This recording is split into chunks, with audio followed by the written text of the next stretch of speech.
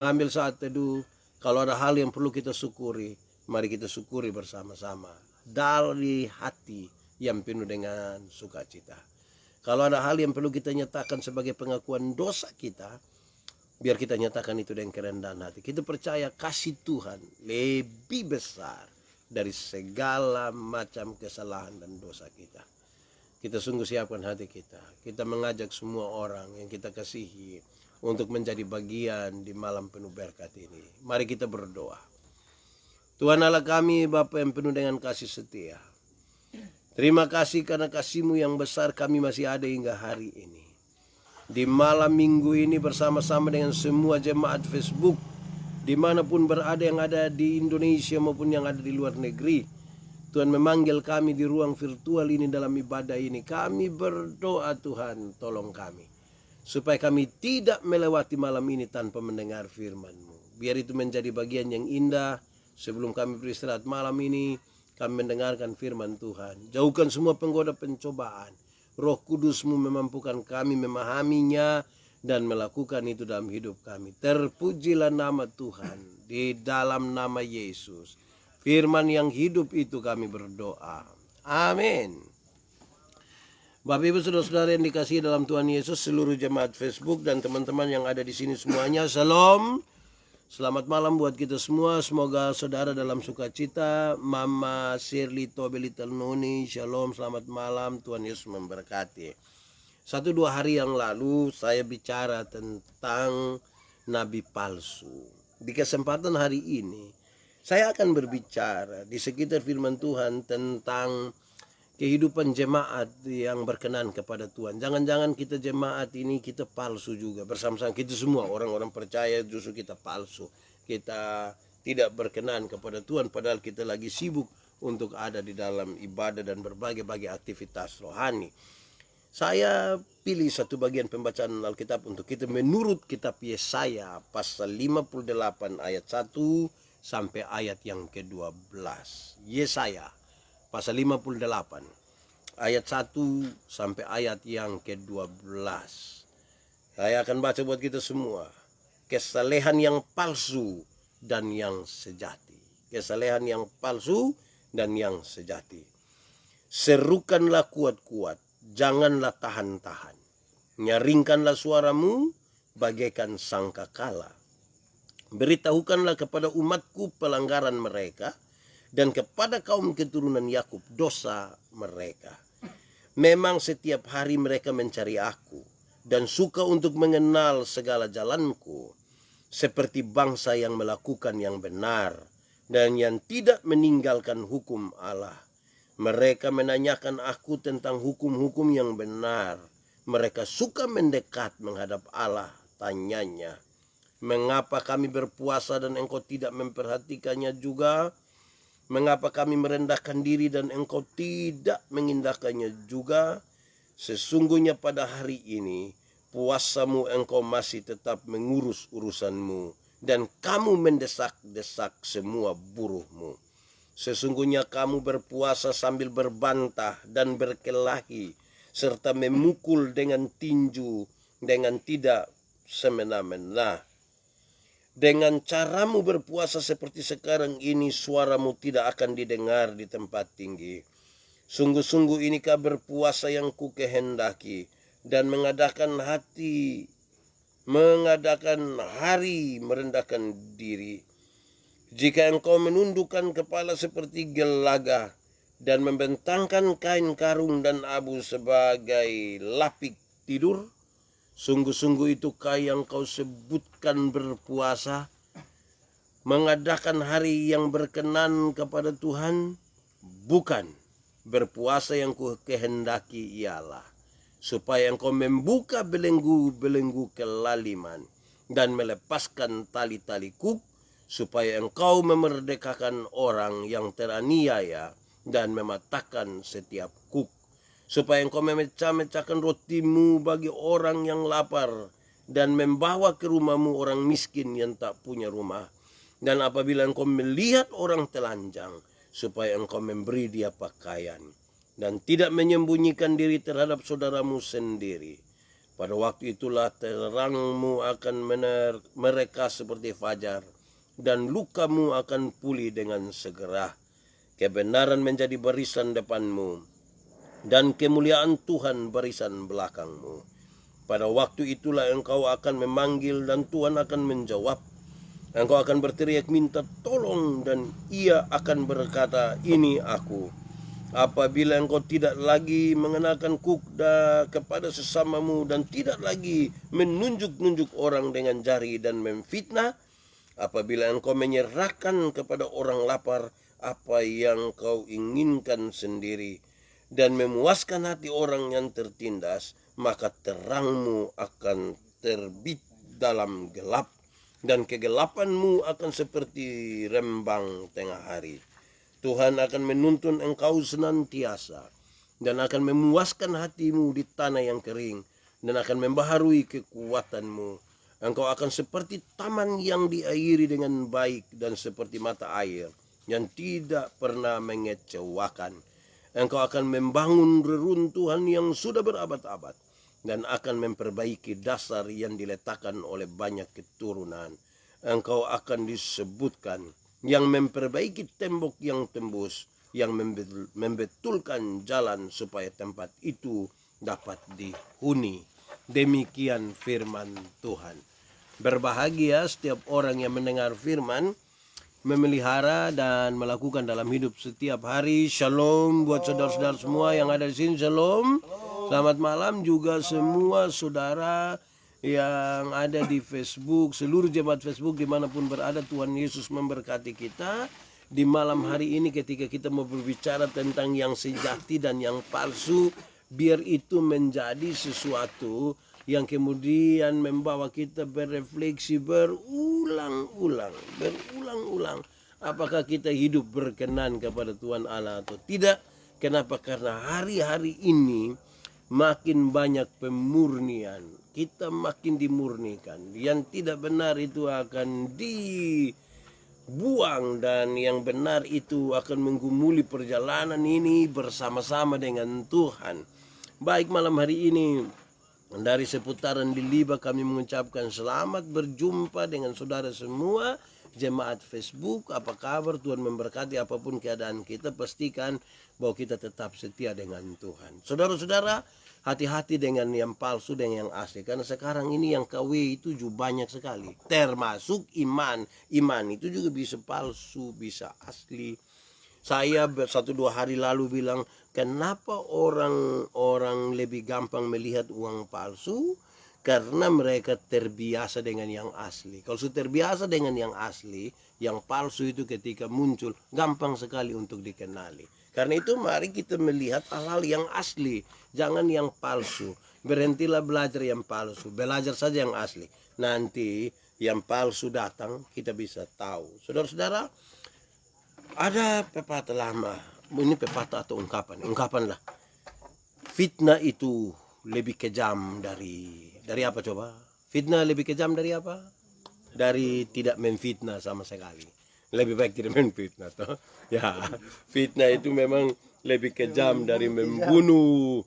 Betul, tetapi saudara-saudara, tapi ada seorang sahabat bilang begini, kentut yang tidak berbau itu justru lebih kejam dari membunuh. Kenapa? Karena kentut yang tidak berbau itu menimbulkan fitnah. Kita akan bertunjuk luto, karena tidak berbau, dia hanya diam-diam keluar begitu. Saudara-saudara, saya ingin menyampaikan kepada kita saudara-saudara. Saya coba periksa kamus tadi, apa arti kata palsu, supaya kita lihat dulu yang palsu itu artinya apa. Kamus mengatakan palsu itu artinya tidak tulen, tidak asli, tidak sah. Tidak sah. Sudah tidak asli lagi, tidak sah lagi. Palsu itu artinya tiruan. Dia itu sesuatu yang seperti asli tapi tiruan. Misalnya gigi palsu, kunci palsu, itu dong tiruan semua. Kelihatan bagus tetapi palsu. Palsu itu menurut kamus berarti gadungan. Polisi gadungan, tentara gadungan. Dia tidak tes polisi, tapi dia pakai baju polisi. Piga rata ke orang lain. Itu yang kena tangkap langsung keluar di berita luar negeri. Nah karena itu saudara-saudara, itu namanya palsu, itu gadungan. Kamu juga mengatakan bahwa palsu itu adalah curang, tidak jujur, tidak terbiasa melakukan yang baik. Seperti kalau ikut permainan sepak bola atau olahraga lain sebagainya.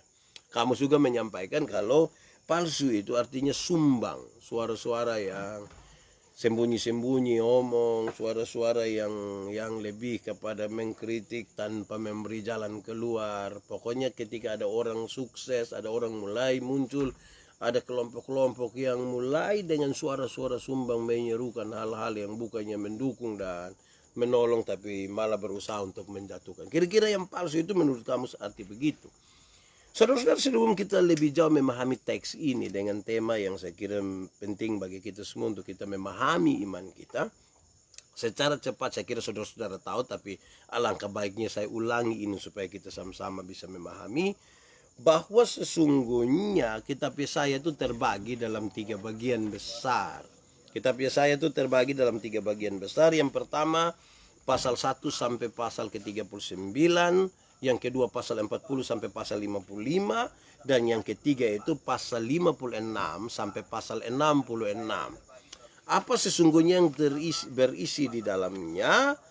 Pasal 1 sampai pasal 39 itu berasal dari zaman ketika Yehuda, kerajaan selatan, diancam oleh Asyur, negara tetangga yang sangat kuat. Yesaya memahami, saudara-saudara, menyadari bahwa yang sesungguhnya mengancam kehidupan Yehuda bukanlah kekuatan Asyur, tetapi dosa dari bangsa itu sendiri. Jadi Yesaya paham betul bahwa bukan kekuatan luar yang mampu menghancurkan mereka. Orang-orang luar itu sebenarnya takut orang-orang Yehuda karena Tuhan ada di pihak mereka. Tetapi dosa mereka itu yang membuat mereka kemudian mengalami persoalan ini. Karena bangsa itu tidak taat. Bangsa itu tidak percaya kepada Tuhan. Saudara bayangkan, Tuhan sudah pimpin, Tuhan sudah tuntun begitu rupa, tapi justru bangsa ini menunjukkan ketidaktaatan. Dan ini serius, bukan saja bagi mereka, tapi juga bagi kita. Itu bagian pertama kitab Yesaya. Bagian kedua pasal 40 sampai pasal 55 ditujukan kepada orang-orang Yehuda akan hidup dalam pembuangan di Babel. Mereka akan hidup di pembuangan di Babel. Mereka dalam keadaan hancur tanpa harapan. Yesaya memberitakan bahwa tidak lama lagi Tuhan membebaskan mereka, membawa mereka pulang ke Yerusalem untuk memulai satu hidup yang baru. Jadi bagian yang kedua, pasal 40 sampai pasal yang ke-55, itu bangsa ini ada di pembuangan di Babel. Tadi bagian pertama, pasal 1 sampai 39, itu mereka di Yehuda, dan mereka masih ada di Yerusalem, dan kemudian oleh karena dosa mereka, mereka mengalami pembuangan ini. Bagian yang ketiga, pasal 56 sampai pasal 66, sebagian besar ditujukan kepada bangsa yang sudah kembali ke Yerusalem. Mereka perlu diyakinkan lagi bahwa Tuhan akan memenuhi janji-janji kepada bangsa itu. Tuhan menjanjikan bangsa ini akan pulang, akan berkumpul kembali, akan menyembah Tuhan. Dan janji Tuhan tidak pernah tidak ditepati. Hanya soal waktunya dengan caranya. Tuhan ingin betul-betul untuk menunjukkan kasih yang besar itu. Perhatian khusus diberikan kepada cara hidup yang penuh dengan kebenaran, yang penuh dengan keadilan. Juga pada saat mereka merayakan hari Sabat mereka, mempersembahkan korban dan doa. Peringatan akan janji Tuhan itu menjadi penting bagi bangsa ini, saudara-saudara. Nah, saudara-saudara, Nabi Yesaya dengan nyaring mengecam dosa umat itu bagaikan bunyi sangkakala yang amat nyaring. Itu di bagian pertama dari pembacaan ini. Kita masuk di bagian ini, pasal 58, dia ada pada bagian yang ketiga. Dosa umat itu dikatakan, Nabi Yesaya mengecam seperti bunyi sangkakala. Dosa harus dikatakan. Pelanggaran mereka di Yesaya pasal 1 ayat 4 itu disampaikan dengan sangat kuat, saudara-saudara. Celakalah bangsa yang berdosa. Celakalah bangsa yang berdosa. kaum yang syarat dengan kesalahan, keturunan yang jahat-jahat itu, anak-anak yang berlaku buruk, celakalah mereka. Mereka meninggalkan Tuhan, menista yang maha kudus Allah Israel, dan berpaling membelakangi Dia. Saudara-saudara, apa yang ingin dikatakan dengan suara yang keras ini, seperti bunyi sangkakala? Sebenarnya pesannya ringan, saudara-saudara. Saya memang sedikit agak cepat di sini supaya kita bisa masuk di apa yang menjadi pesannya. Tapi saya ingin menegaskan ini, saudara-saudara. Nabi, utusan Tuhan yang tidak menyingkapkan dosa, itu dia tidak setia kepada Tuhan. Seorang nabi, seorang utusan Tuhan harus dengan keras, harus dengan jelas mengatakan dosa itu dosa. Bahwa kita semua orang berdosa, iya, tetapi tidak boleh kompromi dengan dosa. Yang salah itu harus kita sebut salah. Sebab apa? Nabi Tuhan, utusan Tuhan yang tidak menyingkapkan dosa, sesungguhnya ia tidak setia kepada Tuhan. Yehuda itu mencari Allah setiap hari. Bayangkan bangsa ini mencari Allah setiap hari. Seakan-akan mereka ingin tahu jalannya Tuhan. Namun pada saat yang sama mereka hidup dalam dosa dan ketidakajuan terhadap perintah-perintah dari Tuhan Allah. Saudara bisa bayangkan mencari Tuhan setiap hari begitu, tetapi sesungguhnya hati mereka tidak di situ. Selama ini mereka mengalami kemerosotan moral yang serius, kemerosotan moral yang hebat sekali. Kondisi ini semakin parah, saudara-saudara. Saya mencatat di sini. Karena umat Allah rupanya jatuh pada penghayatan agama yang mengutamakan formalitas sesuai dengan aturan, sesuai dengan hukum agama yang berlaku. Namun secara hakiki mereka jauh dari Tuhan. Jadi ada upaya untuk melakukan hukum-hukum Tuhan itu yang di luar supaya kelihatan mereka itu setia, tetapi sesungguhnya secara hakiki hati mereka dan hidup mereka jauh dari Tuhan. Umat Allah sedang mengeluh bahwa Tuhan tidak mau menolong mereka. Pembacaan tadi menyebutkan begitu. Sepertinya Tuhan tidak mau menolong mereka. Tetapi Tuhan tahu kenapa Tuhan tidak menolong mereka. Jawabannya singkat saja. Karena Tuhan tahu ibadah dan puasa mereka itu munafik. Ibadah, puasa mereka itu munafik. Pasal 58 ayat 3 disampaikan seperti itu. Tuhan ingin mengatakan kepada mereka bahwa tindakan keagamaan mereka tidak ada nilainya. Ibadah mereka tidak ada nilai. Puasa mereka itu tidak ada nilainya. Jikalau tidak datang dari mereka dengan kerendahan hati. Mereka tidak ada nilai sama sekali. Bayangkan, sudah beribadah setengah mati, sudah mencari Tuhan, sudah berusaha hidup menurut aturan-aturan itu, tetapi Tuhan melihat bahwa hati mereka itu sesungguhnya tidak taat kepada Tuhan. Hati, Tuhan menyelidiki hati. Jadi saudara-saudara jangan kelihatan di luar saja. Kenapa? Kan kadang-kadang kita simbol-simbol kita tuh bagus, tapi belum tentu hati kita itu sungguh-sungguh bagus. Mereka berpuasa, mereka beribadah, tetapi ini penuh dengan masalah. Kenapa? Saya ingin mulai dengan pengajaran ini. Puasa itu apa, saudara? Puasa itu merubah kita, bukan merubah Tuhan. Banyak orang ketika ada masalah, dia berusaha untuk puasa supaya kalau Tuhan berkenan, Tuhan ikut apa yang kita rindukan. Kadang-kadang saudara-saudara nanti ketika COVID sudah datang baru kita rame-rame doa puasa supaya Tuhan tolong sang kita. Saya tidak mengatakan bahwa bukan, tidak boleh, bukan. Saya ingin mengatakan di sini bahwa puasa itu merubah kita, bukan merubah Tuhan. Tuhan selalu punya rencana damai sejahtera buat kita. Saudara-saudara, itu serius. Kenapa? Puasa bukan sekedar menahan lapar. Jadi sudut poin ini, poin pertama. Puasa itu bukan merubah Tuhan, tapi merubah kita. Merubah kita. Tapi yang kedua, puasa bukan sekedar menahan lapar dan dahaga. Kalau puasa hanya sekedar menahan lapar dan haus, banyak pengemis itu tiap hari puasa. Jadi saudara jangan pikir kalau saudara tahan lapar itu puasa itu, Pak, saya tidak makan, saya ada puasa ini. Puasa bukan sekedar itu. Bukan sekedar menahan lapar dan haus. Tapi puasa itu sekaligus menahan nafsu kedagingan.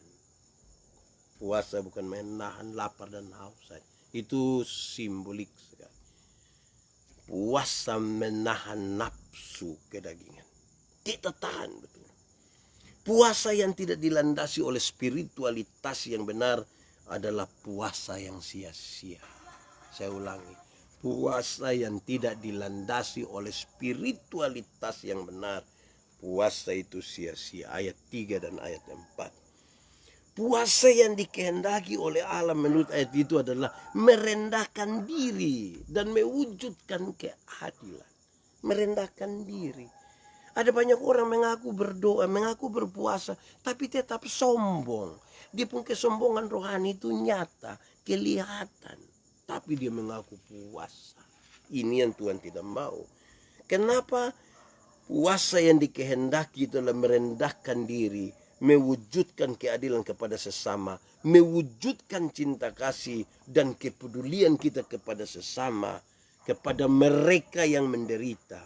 Bila hal itu dilakukan, maka ada berkat Tuhan yang pasti bisa diterima. Pembacaan tadi menegaskan, ada pengharapan di tengah-tengah kesesakan dan pergumulan.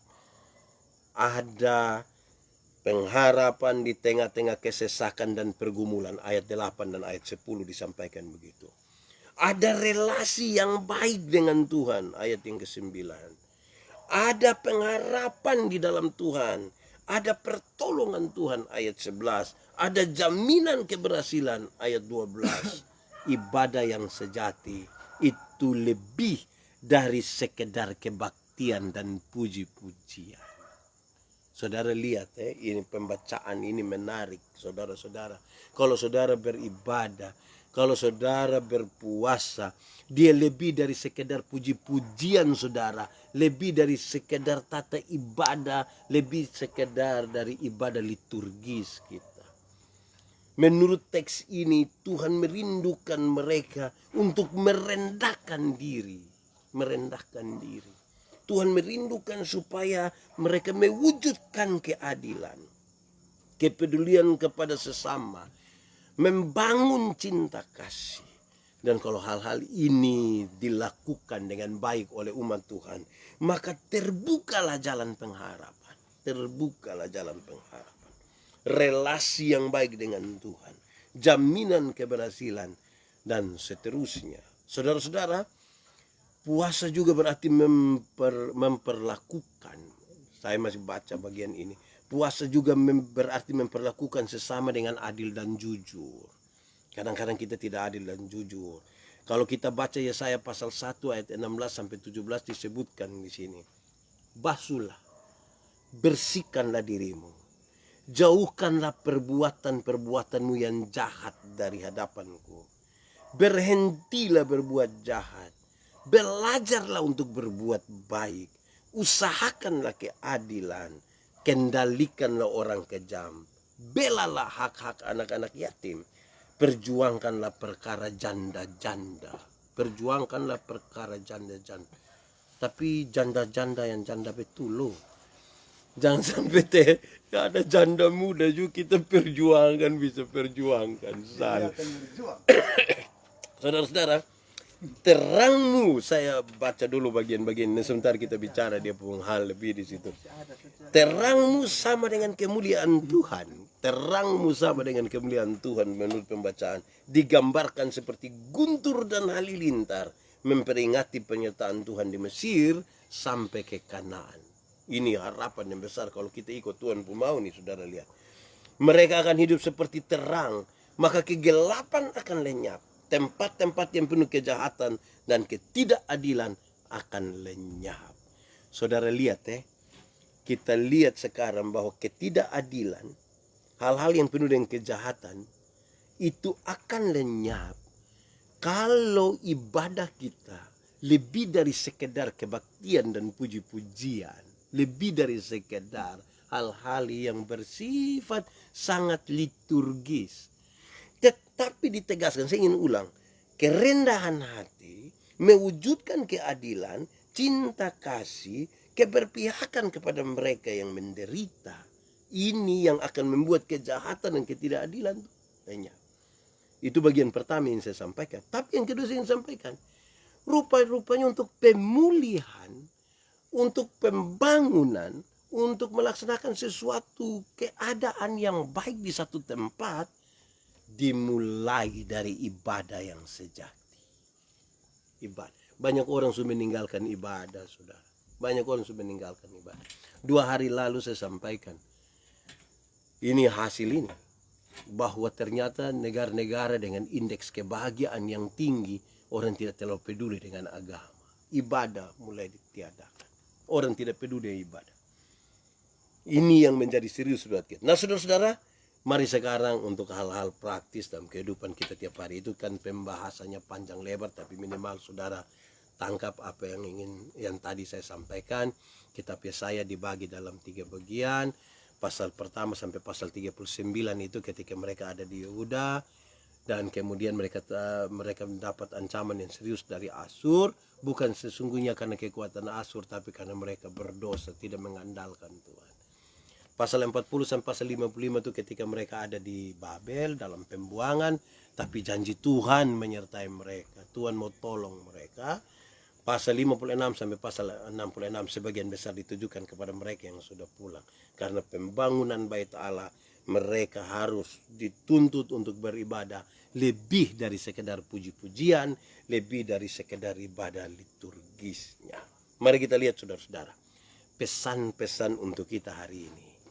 Pertama, hidup itu jangan munafik. Tidak boleh munafik. Kenapa? Munafik itu paling tidak disebutkan dalam 3 hal. Munafik itu disebutkan dalam 3 hal. Pertama, munafik itu berpura-pura percaya atau setia. Pura-pura percaya atau setia kepada agama, tetapi sebenarnya dalam hatinya tidak. Itu munafik. Dengan Tuhan jangan begitu. Juga jangan buat seolah-olah supaya kita dapat pujian dari jemaat, mendapat pujian dari orang lain. Padahal kita munafik. Hati kita tidak begitu. Tuhan mau supaya ada hal yang lebih. Jangan sampai ketika di ruang doa kita terlihat sangat baik, tetapi ketika keluar kita ini melakukan hal yang tidak berkenan kepada Tuhan, dan itu munafik. Janganlah. Ini tidak baik.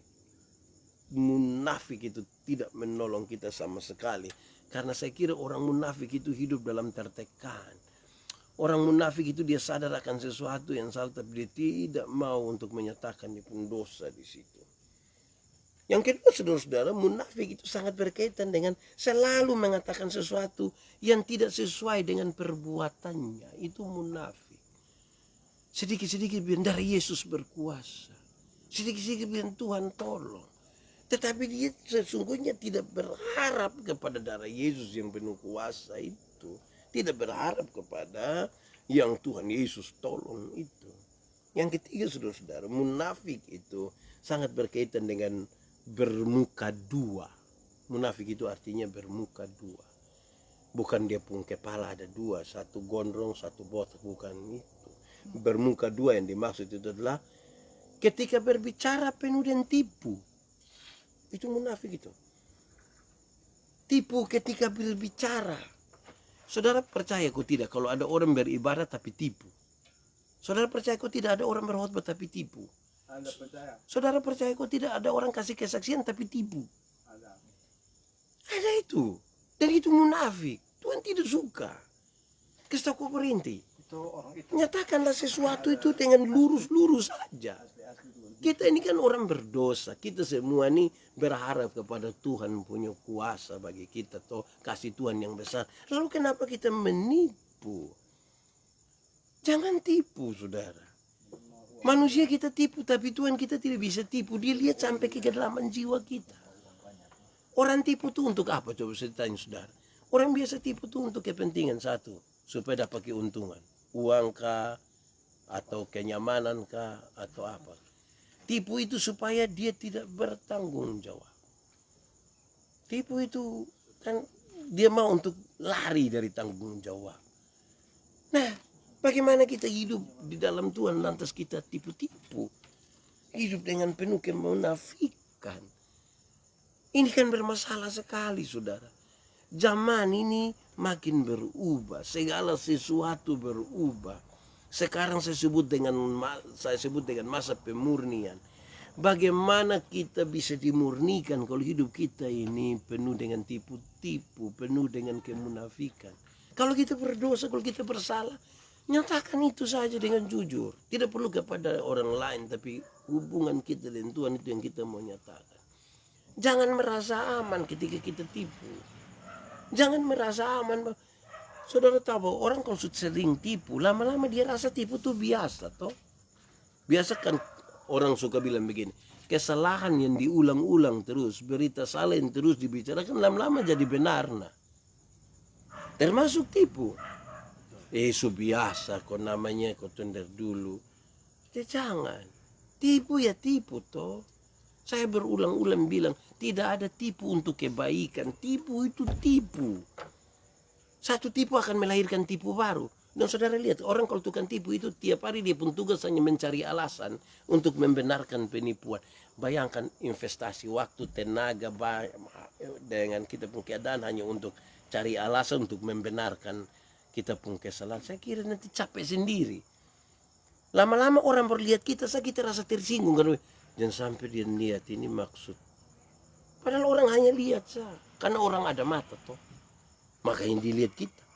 Tapi karena kita tukang tipu, orang baru lihat dia langsung bilang, "Boy, ini dia lihat maksud apa ini?" Hati-hati yang tukang. Coba yang tukang tipu angkat tangan, coba. Oh, saudara angkat tangan di situ saya tidak lihat jadi. Tapi begitu saudara, itu munafik dan Tuhan Allah tidak suka di situ. Ingat, teks ini berkaitan dengan dong sepulang ke Yerusalem, dong mulai bangun bait Allah. Bait Allah tidak boleh tidak boleh dikuasai, tidak boleh bait Allah tidak boleh dihidupi oleh orang-orang yang penuh dengan tipu. Tidak boleh. Jujur itu baik. Suami-suami itu kalau jujur dia istri itu kan baik toh. Pulang jujur ma ini besok suka lihat mak pemuka. Itu jujur begitu kita hancur Bapak. Tapi jujur itu lebih baik daripada pura-pura, saudara. Kasihan toh kalau pura-pura. Edodoke. Tipu tuh biasa waktu pacaran. Bayangkan. Kalau sudah biasa pacaran kok tipu, nikah nanti penuh dengan tipu. Akhirnya itu nama keluarga tipu. Mau nama keluarga. Nanti baca di gereja bilang kita akan menikahkan 2 orang tukang tipu. Itu kan baik. Jadi jangan menipu. Itu bagian pertama. Jangan munafik. Dalam munafik itu ada 3 hal Pura-pura percaya, pura-pura setia, tetapi sebenarnya hatinya tidak. Munafik itu berkaitan dengan selalu mengatakan sesuatu yang tidak sesuai dengan perbuatan. Munafik itu. Ketiga, bermuka 2. Munafik itu berkaitan bermuka 2. Tipu ketika berbicara. Berjanji saja tapi tidak pernah ditepati. Itu munafik. Jika berselisih melampaui batas dan suka berkhianat. Itu dia pun nama munafik. Suka berkhianat. Khianat sini, khianat sana. Tapi dia tidak mau disebut pengkhianat. Nah itu bahaya. Itu bagian pertama. Bagian yang kedua saudara, setelah munafik, penegasan tadi membawa kita untuk memahami sesuatu yang disebut dengan sopan.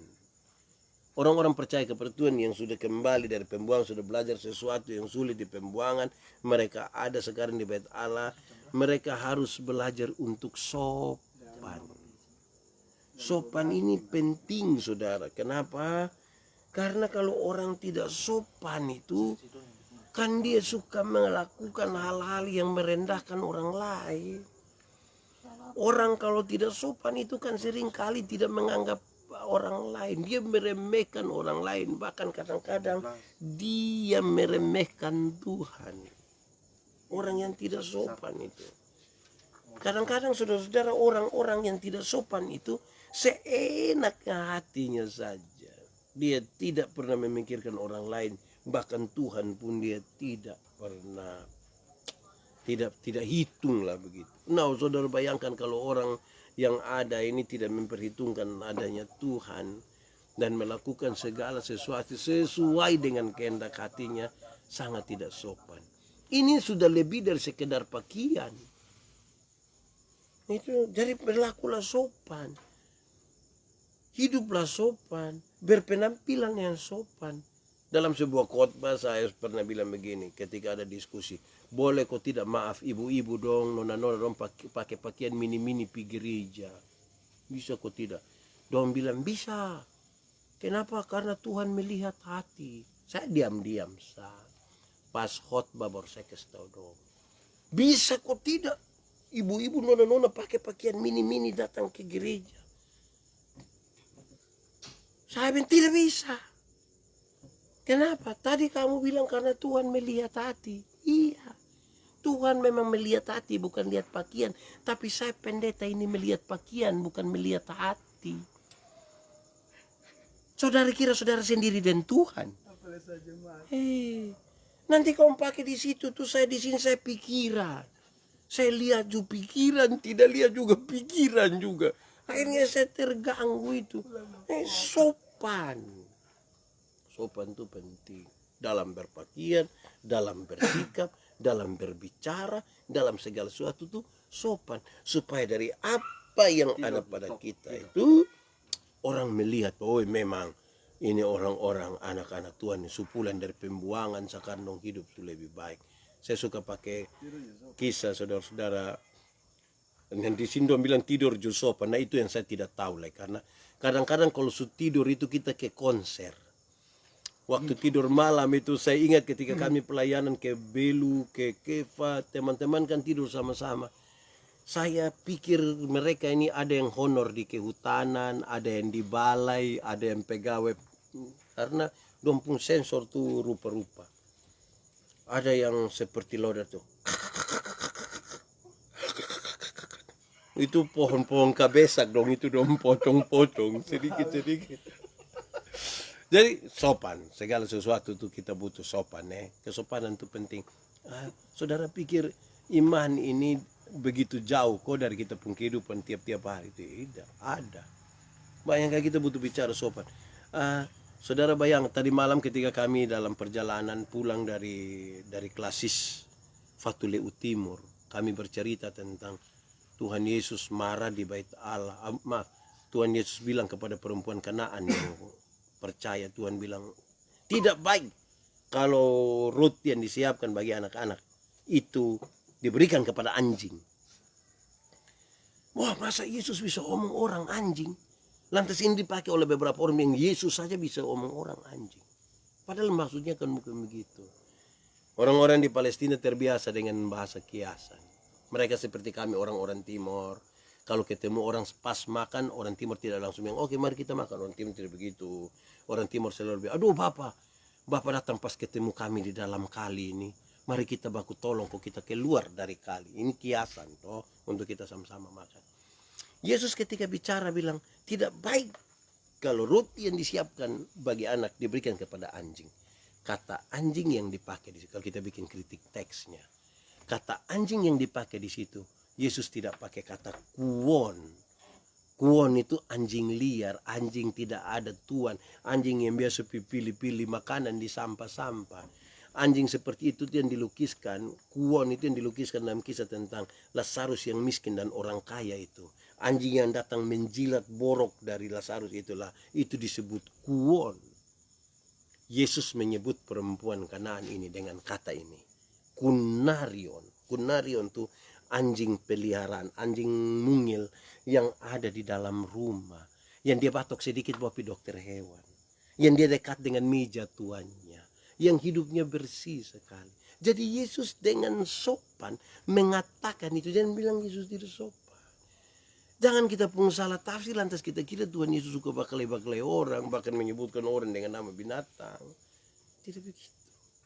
Yesus ingin menyebutkan tidak baik kalau roti yang disiapkan bagi anak-anak diberikan kepada anjing.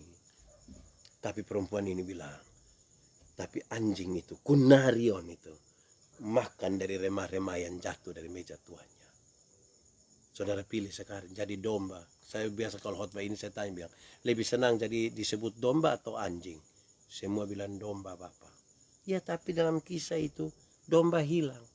Domba mah hilang. Ada bermain lumpur di sana.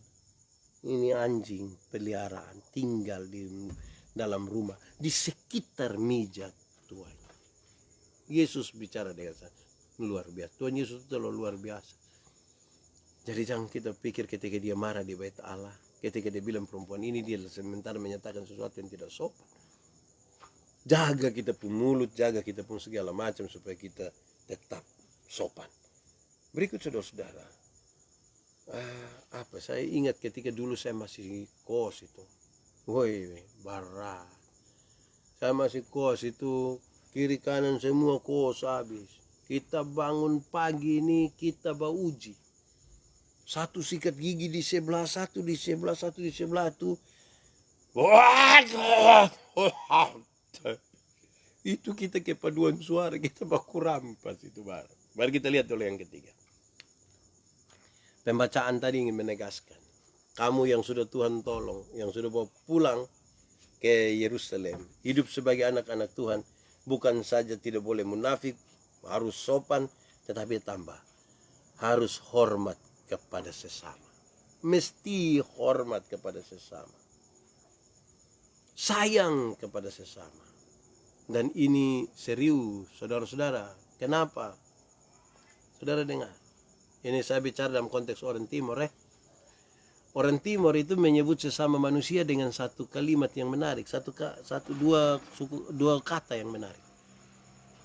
Orang Timur menyebut sesama manusia dengan kata ini. Aokbian. Aokbian itu kalau terjemahkan lurus artinya badan sebelah. Aokbian, badan sebelah. Jadi kalau saya kanan, sesama itu kiri. Kalau saya kiri, dia kanan. Karena itu, yang satu mesti menjaga yang lain. Karena kita sama-sama toh. Tidak mungkin kiri itu, siapa yang ketika dia punjari, tiba-tiba sentuh ame gelas, kok gelas jatuh, kok pecah. Terus dia angka ame hamar, dia titi, dia punjari. Ini jari, ini bodoh. Dia bisa begitu. Kan tidak kan? Okbian. Kenapa kita mesti hormat kepada sesama? Dalam bahasa orang Timur. Karena dia badan sebelah dari kita. Dia mau rusak bagaimanapun kan dia bagian dari kita toh. Dan seterusnya. Itu luar biasa penghormatan kita. Itu kita belum bicara tentang gambar Allah yang ada pada sesama kita manusia. Supaya kita saling menghormati. Supaya kita saling mengasihi. Saudara bayangkan kalau gereja Tuhan itu dipenuhi oleh orang-orang yang penuh dengan penghormatan, penuh dengan kasih, penuh dengan penghargaan kepada kemanusiaan. Pasti tidak ada orang yang akan melecehkan orang lain. Pasti tidak ada orang yang menipu. Pasti tidak ada orang yang jual kemanusiaan untuk kepentingan memperkaya diri. Karena kita penuh dengan kasih. Kasih tidak ada itu yang kita memanfaatkan kemanusiaan. Untuk kita lebih tinggi, untuk kita melecehkan orang, untuk segala macam. Saudara-saudara, ini serius toh buat kita. Hormat kepada sesama. Yang berikut saudara-saudara, sebagai orang-orang yang telah Tuhan bawa kembali, yang sudah mengalami sesuatu dengan Tuhan, sesungguhnya dia diminta supaya bersikap adil kepada sesama. Adil. Jangan pilih-pilih. Kita kadang-kadang bersikap tidak adil. Kita suka pilih-pilih. Saya suka bilang begini, penghormatan kita kepada kemanusiaan ini seringkali pilih-pilih. Kalau saudara lihat kalau pas acara-acara kenegaraan, resmi-resmi itu, yang bawa acara dong akan mulai Bapak Gubernur, Kepala Daerah, Nusa Tenggara Timur, yang kami hormati. Tidak tahu dia hormat betul kok tidak, yang penting dia hormat. Bapak Wali Kota Kupang yang kami kasih. Bapak Ibu Pendeta yang kami muliakan. Kekar mana kok belum tentulah begitu. Tapi coba kita Bapak Ibu saudara-saudara yang dikasihi. Nah, takuju besok pagi ada penjual ikan lewat. Kita panggil bila? Ikan. Kasihan. Yang penjual bawang lewat kita bilang, penjual tomat kita bilang, dia ada nama kok tidak? Nah kenapa panggil dia tomat? Dia minta itu lah. Mulai besok kalau ada penjual tomat lewat, panggil dia kenalan dulu. Supaya kalau dia lewat, panggil tanya, Om J, Shalom. Kita ini kadang-kadang tidak baik tuh di situ. Saya pernah cerita saudara, ada orang penjual ikan, satu dia lewat bawa ikan. Terus ada orang panggil, "Hei, Om, ikan berapa?" Ikan 50.000. Punya mahal lagi. Memang dia harga begitu. Ini orang bilang, aduh, sumati ju 50.000. Oh ini orang tersinggung. Biar toh, daripada lu. Ini kan mati mas 50.000 lu. Memang kadang-kadang kita butuh hargai orang. Jangan sampai kita ini tidak hargai orang, kita anggap orang sesama kebar mati saja. Karena itu bersikaplah adil. Saudara, saya suka berkhotbah begini. Kadang-kadang kalau kita sambut tamu dari Jakarta ini, kita pun penuh dengan hormat lagi. Oi, bagaimana Pak, Ibu penerbangan tadi bagaimana? Baik kok, aman kok. Ada, ini musim angin bagaimana? Itu kalau yang dari Jakarta. Tapi coba kalau yang sampai dari Niki-Niki, saudara bisa omong ke tadi, minta air. Izin, saya minum sedikit.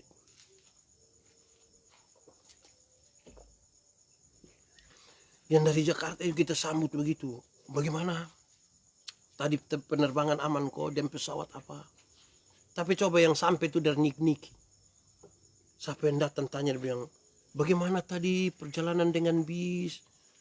Dengan sinar gemilang kok? Atau tidak? Kita suka pilih-pilih. Penghormatan kita tidak aman. Kenapa? Karena kita selalu bersikap tidak adil. Tidak adil. Berikut saudara-saudara, soal kepedulian. Kepedulian. Kepedulian ini menarik sekali. Kenapa? Karena memang seringkali kita tidak peduli dengan orang. Saudara-saudara, kepedulian kita seringkali hanya terjadi ketika ada bencana, ketika ada masalah, rame-rame semua orang berlagak peduli dengan orang lain. Tapi dalam situasi normal kepedulian kita mati. Apakah memang kita mesti menunggu ada bencana baru peduli itu ada? Apakah kita mesti menunggu kemudian kalau ada soal dulu baru kepedulian itu kita bangkitkan? Kepedulian yang seperti ini saya kira bukan kepedulian. Kenapa? Hal-hal sederhana terjadi di sekitar kita yang sebenarnya mendorong kita untuk bisa saling peduli satu dengan lain. Saya ingat saudara-saudara, 1-2 waktu yang lalu ketika saya pulang siang, panas, sampai di halte, saya lihat satu pemandangan yang menarik sekali. Ada seorang yang penarik gerobak, dia muat barang-barang. Izin saya minum dulu. Sampah. Tapi kemudian dia lihat ada orang buta yang mau langgar jalan. Saya coba perhatikan penarik gerobak ini. Dia berhenti. Dia perhatikan kan tidak ada satu orang pun yang lalu lalang di situ mau menolong orang buta yang ingin dia perang jalan. Dia kasih tinggal dia penggerobak. Dia ambil itu orang. Dia bawa seberang jalan. Saya rasa itu satu gerakan yang tanpa liputan. Tidak ada pujian. Dilakukan dari sebuah kepedulian hati. Bukan karena ada apa-apa. Memang dia rindu menolong. Coba saudara bayangkan. Terakhir kita tolong orang itu kapan? Terakhir kita tolong orang. Yang betul-betul itu tidak butuh apa-apa. Itu memang kita murni mau menolong. Kapan sih? Kepedulian itu serius, saudara-saudara. Sebagai orang-orang yang sudah Tuhan bawa kembali. Kita sudah salah. Kita sudah harusnya tidak lagi hidup. Tapi Tuhan menolong kita. Tuhan sangat peduli dengan kita. Tuhan apa, saya suka pakai kata ini, Tuhan itu solider dengan kita. Tapi kita ini sulit untuk solider dengan orang lain. Solidaritas kita ini bermasalah. Saya suka pakai contoh, kadang-kadang kita ini, siapa yang pernah tawar barang ke di mall? Ada yang pernah tawar barang di mall? Berani ada yang berani taruh dulu, bikin malu-malu saja. Pemilik mall orang kaya. Tapi kita beli tidak pernah tawar. 99.900 kita ambil 100.000 kita kasih. Dongkas kembali gula-gula satu kita dapat saja. Jangan ukur saya dengan itu. Tapi coba lihat pagi-pagi kalau dia beli sayur di nenek tua satu. Ini nenek ini terlalu susah. Mungkin pulang jual sayur dia sudah mati. Itu tawar kok tidak? Ini dia pun tawar mengerikan. Nenek, sayur berapa? 3.000. Itu dia sengaja kaget. 3.000?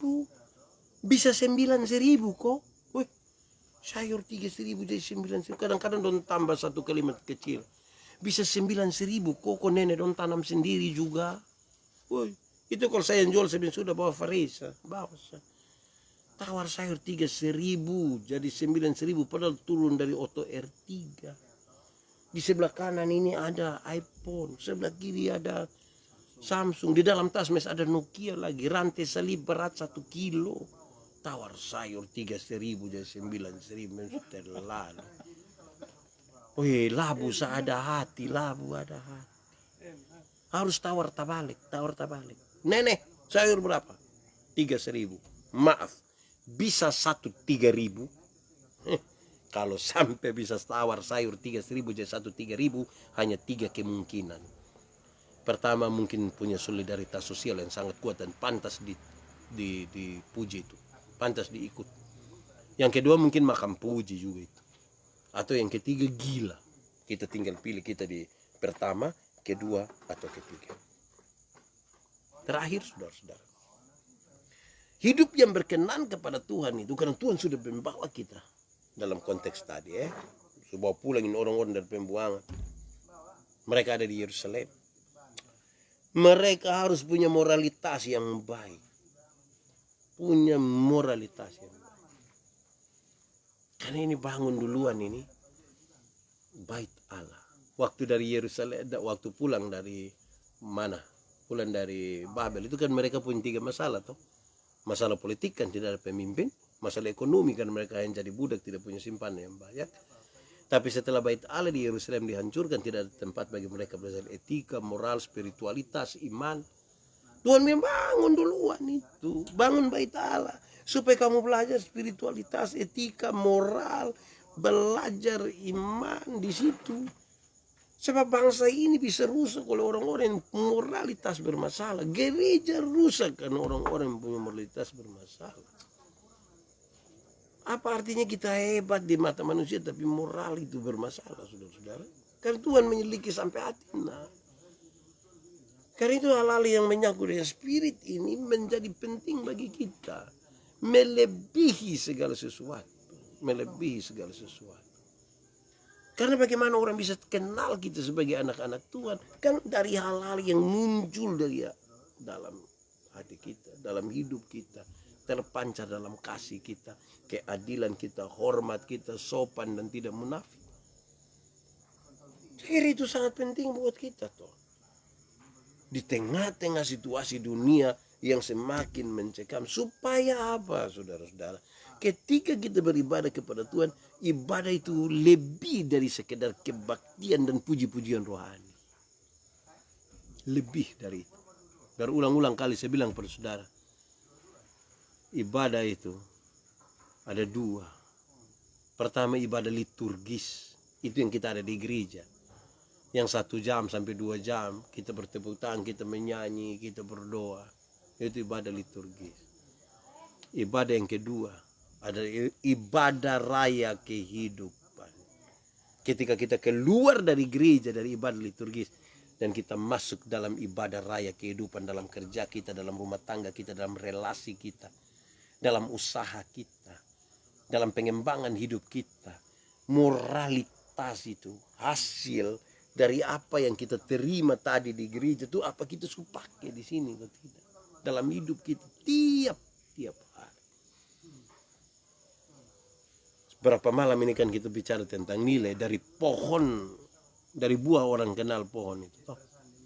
Pohon yang baik menghasilkan buah yang baik. Pohon yang tidak baik menghasilkan buah yang tidak baik.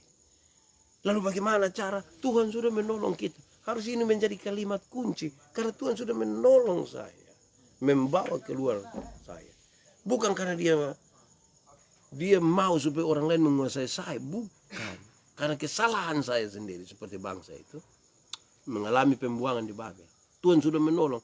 Karena janjinya penuh kasih dan luar biasa bagi kita. Dia menarik kita keluar. Menarik saya keluar. Mestinya sekalipun tidak sempurna kan kita manusia berdosa. Tapi kita ada pada tracknya, pada jalannya. Jangan jadi setan. Jangan pikir rusak orang. Tuhan kan utus murid-murid sampai pergi. Pergi untuk tolong yang buta. Tolong mereka yang terpenjara. Usir setan. Jangan pikir bikin orang tambah buta lah dan kita pun tipu. Jangan pergi untuk bikin orang semakin sulit. Jangan pikir jadi setan, kan Tuhan suruh usir setan. Ini kita ganti waktu lagi. Nah, saudara-saudara, saya kira itu hal yang penting bagi kita semua, saudara-saudara. Coba mari kita nyatakan ini. Kenapa? Pembacaan ini kasih tahu kita. Puasa yang dilandasi oleh spiritualitas yang benar, itu berkenan kepada Tuhan. Tapi puasa yang tidak dilandasi oleh spiritualitas yang benar, itu kesia-siaan. Lalu disebutkan lanjutan di ayat 7. Ayat 6, ayat 7 kasih tahu. Puasa seperti ini yang dikehendaki oleh Tuhan. Dia mulai sebutkan dari ada keadilan, merendahkan diri, cinta kasih, keberpihakan pada mereka yang menderita. Setelah itu disebutkan, dan saudara lihat ini janji-janji Tuhan bagi itu semua. Kalau itu dilakukan, saudara lihat, dia kasih tahu ada pengharapan di tengah kesesakan dan pergumulan. Kita sementara dalam kesesakan dan pergumulan karena COVID itu. Coba mari kita lakukan seperti apa yang Alkitab bilang. Ayat 8, ayat 10. Ada pulihnya relasi antara kita dengan Tuhan. Ada pertolongan Tuhan di ayat 11. Dan ada jaminan keberhasilan ayat 12. Ini janji Tuhan, masa tidak bisa, saudara? Saya mau ajak itu, saudara, malam hari ini betul-betul mau taruh di situ. Supaya ibadah kita bukan sekedar menyanyi-menyanyi kok. Yang tukang menyanyi dong, menyanyi-menyanyi saja. Tapi lebih dari itu. Lebih lagi dari itu. Tuhan memberkati kita. Saudara-saudara, saya berharap saudara tidak keluar dulu. Kan sebagaimana biasa, kita akan berdoa untuk persoalan COVID. Kita juga akan berdoa bagi sejumlah teman yang minta untuk didoakan. Terima kasih banyak saudara-saudara, saya minta kita tenang, kita ambil bagian. Kita siap hati kita mau berdoa kepada Tuhan. Kita tunduk kepala di hadapan Tuhan Allah. Kita ambil waktu 1 menit. Kita angkat hati kita berdoa. Bagi perkembangan COVID, penanggulangannya. Dan kita mohon Tuhan tolong lepaskan kita dari seluruh persoalan karena COVID ini. Saya persilahkan kita masing-masing menyatakan dari hatinya. Silakan.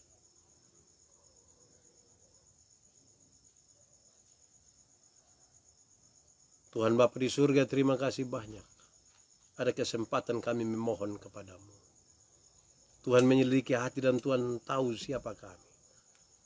Dalam tangan-Mu kami mohon Tuhan, arahkan kami pada jalan yang Kau kehendaki, pada ibadah yang Kau kehendaki.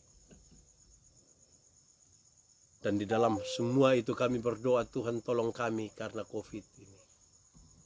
Telah merenggut banyak sekali nyawa. Membuat banyak orang menangis. Yang terpapar sementara gelisah. Banyak usaha hancur karena COVID ini. Tuhan, tolonglah kami.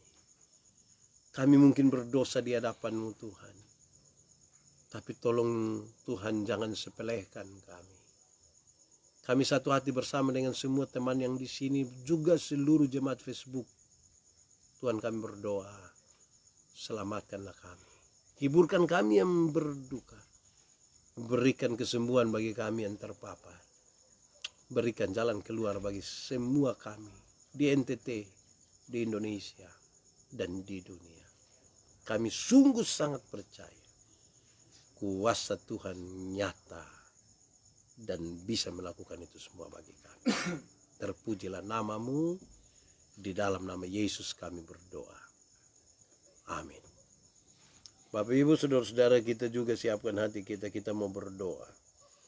Bersama-sama dengan semua sahabat yang rindu untuk didoakan. Mari kita tunduk kepala lagi, kita akan berdoa.